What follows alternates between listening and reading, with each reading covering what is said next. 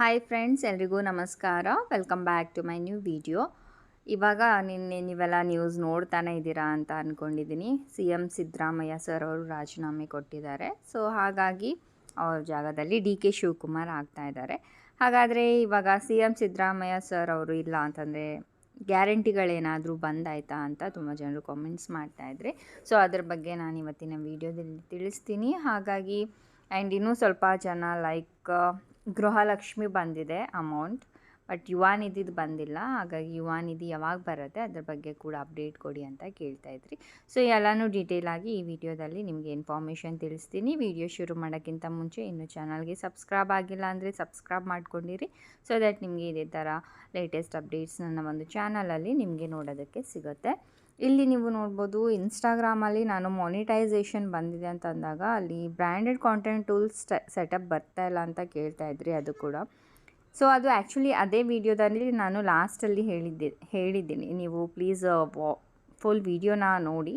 So ಅಲ್ಲಿ creator market ಪ್ಲೇಸ್ನ ಹೇಗೆ ತರೋದು ಅಂತ ಕೂಡ ಹೇಳಿಕೊಟ್ಟಿದ್ದೀನಿ. ಸೊ ಮೊದಲೇ ನೀವು ಕ್ರಿಯೇಟರ್ ಮಾರ್ಕೆಟ್ ಪ್ಲೇಸ್ನ ತರೋದಕ್ಕೆ ಏನು ಮಾಡಬೇಕು ಅಂತ ಮಾಡಿ, ಆಮೇಲೆ ನಿಮಗೆ ಬ್ರ್ಯಾಂಡೆಡ್ ಕಂಟೆಂಟ್ ಟೂಲ್ಸ್ ಸಿಗುತ್ತೆ. ಆವಾಗ ಅಲ್ಲೇ ನಿಮಗೆ ಬ್ರ್ಯಾಂಡ್ಸ್ಗಳು ಡೈರೆಕ್ಟ್ ಪ್ರಮೋಷನ್ ಕೊಡ್ತಾರೆ. ಲೈಕ್ ಈ ಥರ ರೀಲ್ಸ್ ಮಾಡಿ ಸ್ಟೋರಿ ಹಾಕಿ ನಿಮಗೆ ಇಷ್ಟು ಅಮೌಂಟ್ ಪೇ ಮಾಡ್ತೀವಿ ಅಂತ ಹೇಳಿದ್ದಾರೆ. ಸೊ ಅದು ವಿಡಿಯೋ ನೀವು ಫುಲ್ ನೋಡಿದ್ರಿ ಅಂತಂದರೆ ನಿಮಗೆ ಫುಲ್ ಇನ್ಫಾರ್ಮೇಷನ್ ಸಿಗುವಂಥದ್ದು.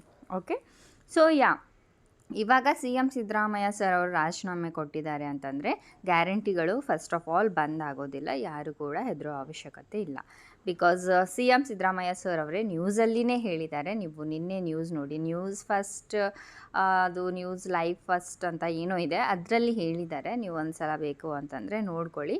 ಸೊ ನಾನು ರಾಜೀನಾಮೆ ಕೊಟ್ಟಿದ್ದರೆ ನಾನೇನು ಗ್ಯಾರಂಟಿಗಳು ಕೊಟ್ಟಿದ್ದೀನಿ, 5 ಗ್ಯಾರಂಟಿಗಳು, ಅದು ಯಾವುದು ಕ್ಯಾನ್ಸಲ್ ಆಗಲ್ಲ, ಮುಂದುವರಿಯುತ್ತೆ ಅಂತ ಹೇಳಿದ್ದಾರೆ.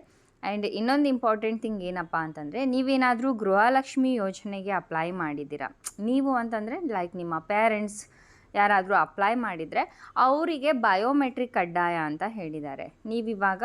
ಇವಾಗೇನು ನಿಮಗೆ ಮಂತ್ಲಿ 2000 ರುಪೀಸ್ ಬರ್ತಾಯಿತ್ತು ಅಲ್ವಾ ಗೃಹಲಕ್ಷ್ಮಿದು, ಬಟ್ ಇನ್ನು ಮುಂದೆ ನಿಮಗೆ ಬರೋದಿಲ್ಲ. ನೀವು ಮೊದಲು ಹೋಗಿ ಬ್ಯಾಂಗ್ಳೂರು ಕರ್ನಾಟಕ 1 ಅಥವಾ ಬ್ಯಾಂಗ್ಳೂರು 1ಗೆ ಹೋಗಿ ನಿಮ್ಮ ಬಯೋಮೆಟ್ರಿಕ್ ಕೊಡಬೇಕಾಗತ್ತೆ. ಯಾರ ಹೆಸರಿಂದ ದುಡ್ಡು ತೊಗೋತಾ ಇದ್ದಾರಲ್ವ ಅವ್ರು ಹೋಗಿ ಬಯೋಮೆಟ್ರಿಕ್ ಕೊಡಬೇಕು.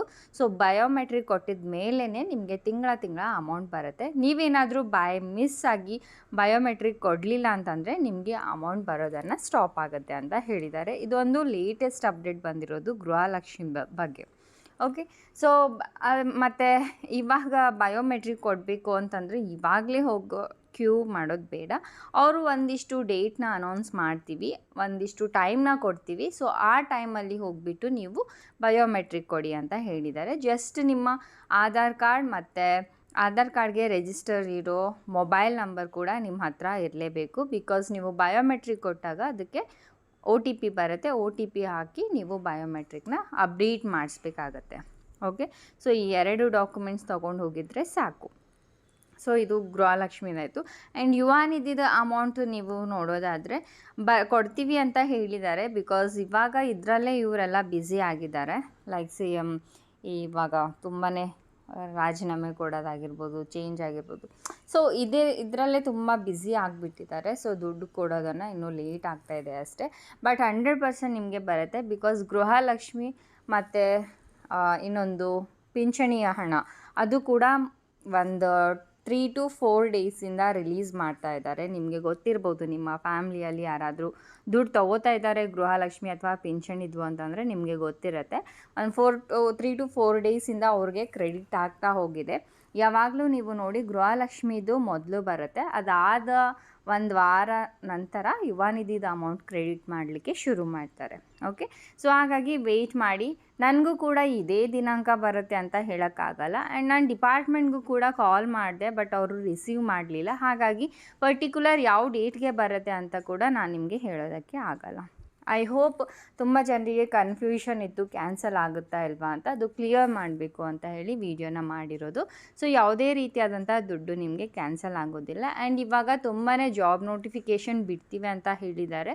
ಹಾಗಾಗಿ ನೀವು ಕೂಡ ಜಾಬ್ಗೆ ಪ್ರಿಪೇರ್ ಆಗಿ, ಸೊ ದ್ಯಾಟ್ ಆಫಿಷಿಯಲ್ ನೋಟಿಫಿಕೇಷನ್ ಬಂದಾಗ ನೀವು ಅಪ್ಲೈ ಮಾಡಿಕೊಂಡು ಆರಾಮಾಗಿ ಎಕ್ಸಾಮ್ನ ಕ್ರ್ಯಾಕ್ ಮಾಡ್ಬೋದು.